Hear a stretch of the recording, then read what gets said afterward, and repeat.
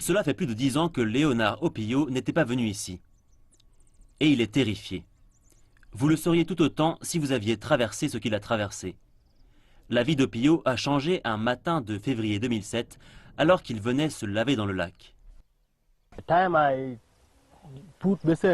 Lorsque j'ai mis ma bassine dans l'eau, j'ai senti que ma main était lourde. Quelque chose est sorti de l'eau et c'est là que j'ai vu un crocodile. Il a saisi ma main et l'a tirée dans l'eau.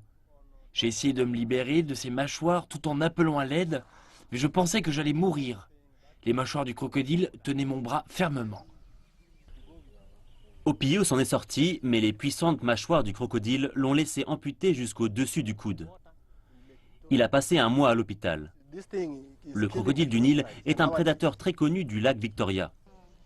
Les autorités disent qu'en seulement un an, en 2016, les crocodiles ont tué 7 personnes de Kisumu.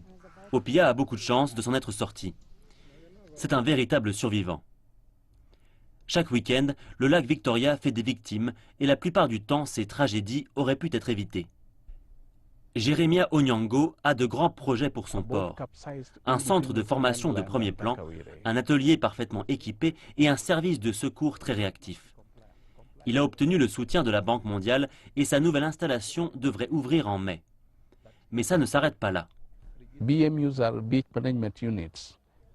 Les unités de gestion des plages qui se comportent comme des gestionnaires de ports devraient aider le gouvernement kényan et les citoyens kényans en surveillant leurs plages et en empêchant les bateaux en surcharge de naviguer.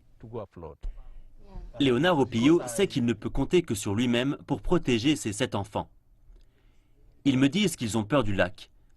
À l'école, on leur apprend que les crocodiles peuvent les tirer jusque dans l'eau. L'an dernier, une fille du coin âgée de 7 ans a été tuée. Et les enfants sont encore attristés par l'histoire de leur père. Opio gagne sa vie en gardant des troupeaux d'animaux et il reste éloigné de l'eau. Quant aux autres, ils prennent toujours le risque car le lac est la source d'eau la plus proche. Mais qui sait?